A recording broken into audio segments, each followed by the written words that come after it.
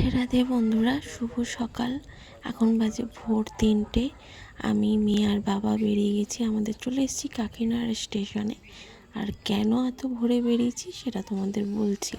তা আমরা ট্রেনে উঠে গেছি, এখন যাচ্ছি গড়িয়াহাট।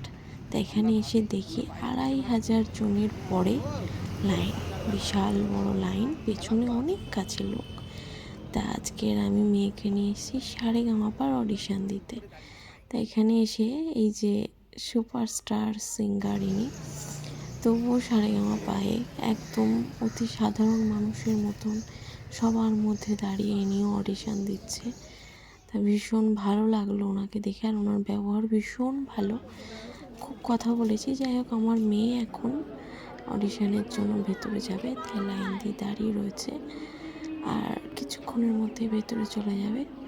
ভীষণ ভালো লাগলো এখানে অডিশন দিয়ে। এখন জানি না আমি আমার মেয়ে পারবে কি পারবে না, এটা একটা টেনশন হচ্ছে। তো বন্ধুরা, তোমরা সবাই আশীর্বাদ করো যেন আমার মেয়ে সিলেকশন হয়ে যায়।